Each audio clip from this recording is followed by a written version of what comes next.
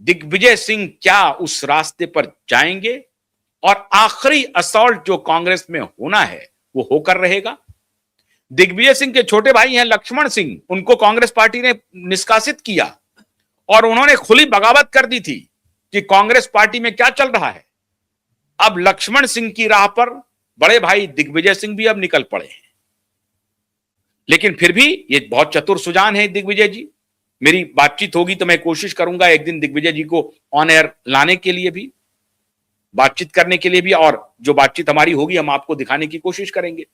तो बहुत चतुर सुजान है दिग्विजय सिंह जी, और दिग्विजय सिंह ने चतुराई से ये ट्वीट तो कर दिया है ऐन वक्त पे। इसका मतलब है कि दिग्विजय सिंह को कुछ और मालूम है। दिग्विजय सिंह को मालूम है कि राहुल गांधी अब देश की लड़ाई देश के माध्यम से नहीं लड़ना चाहते हैं। अब देश की लड़ाई अंतर्राष्ट्रीय तरीके से लड़ना चाहते हैं और ये गोलबंदी कर रहे हैं कुछ देश को जो भारत में रिजीम परिवर्तन के लिए काम करे।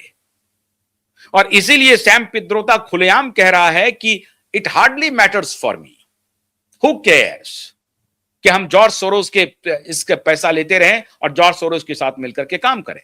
मतलब जॉर्ज सोरोस की बात को in the name of democracy वो जस्टिफाई कर रहे हैं।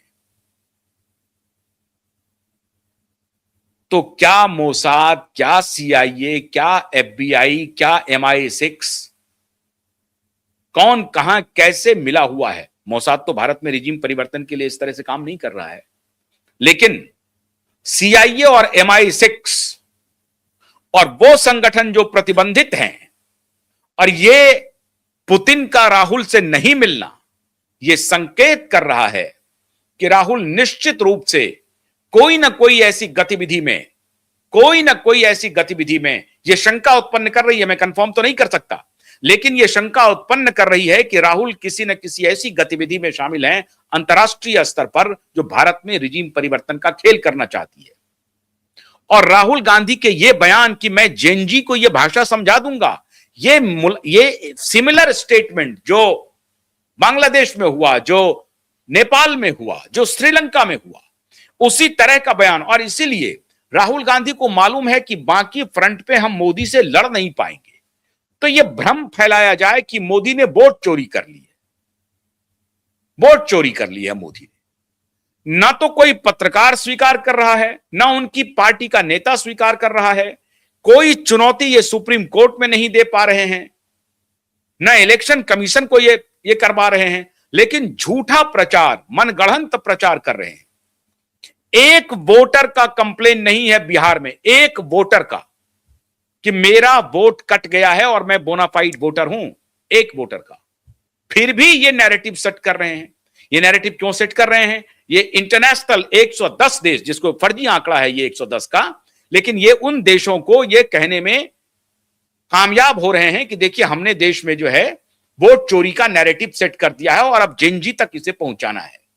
और इसके लिए जो सोशल मीडिया पर इनके बिके हुए दलाल पत्रकार है, वो पत्रकार बिल्कुल नहीं है, वो कांग्रेस के आर्मी है, वो कांग्रेस के आर्मी है। मैं अगर ये बात कह रहा हूं तो मुझे बीजेपी पैसा नहीं दे रही है और ना ही बीजेपी से मेरा कोई संपर्क है।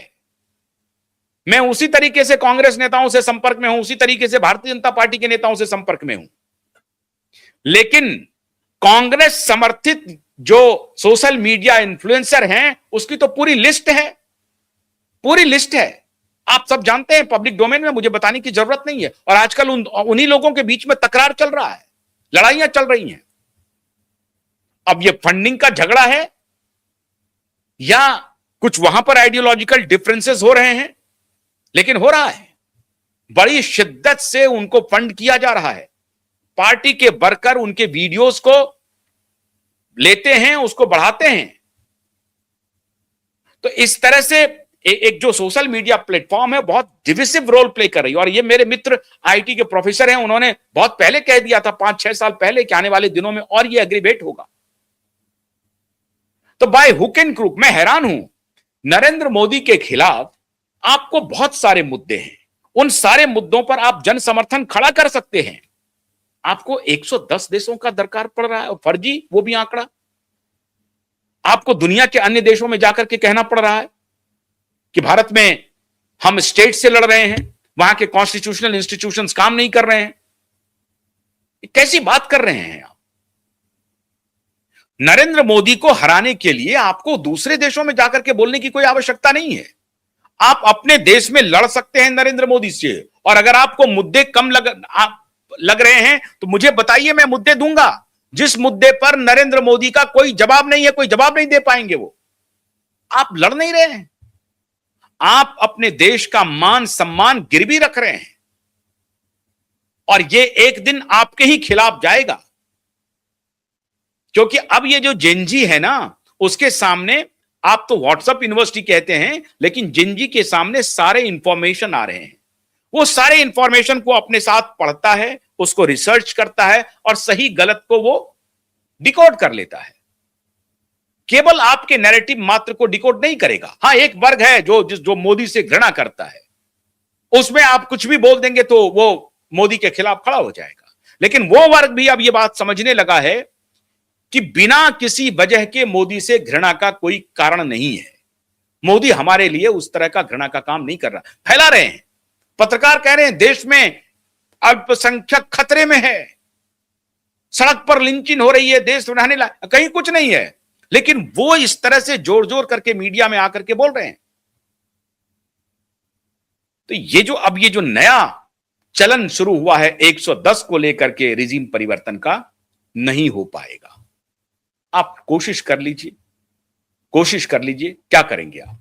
और मैं कहता हूं कि आज अगर नरेंद्र मोदी कुछ गलत काम कर भी रहे हैं तो वो सिर्फ आपकी वजह से कर रहे हैं, क्योंकि साख विहीन अपोजिशन लीडरशिप नरेंद्र मोदी को निरंकुश भी बना रही है, निरंकुश बना भी देगी। क्योंकि अगर इस तरह के साख विहीन नेतृत्व रहा हमारे यहां, और यह दुर्भाग्य है इस देश का कि ऐसे नेता अपोजिशन को नेतृत्व दे रहे हैं। साहब, एक वीडियो वायरल हो रहा है मुंबई का, साली के साथ एक विधायक, और बिहार में अभी ये महागठबंधन के वो नेता हैं। खैर, इसमें तो भारतीय जनता पार्टी और ये वो कोई सब एक समान है, लेकिन वो संजोग से महागठबंधन के नेता हैं। वो साली के साथ वीडियो बना करके वायरल कर रहे हैं। इस तरह के चरित्रहीन नेता के सहारे आप चाहते हैं देश को नेतृत्व देने का, तो देश बेवकूफ है, आप गलतफहमी में हैं। जेनजी आपके बहकावे में नहीं आएगा, और आप 110 क्या 190 का आंकड़ा ले आइए, इस तरह से भारत में रिजीम परिवर्तन नहीं होगा।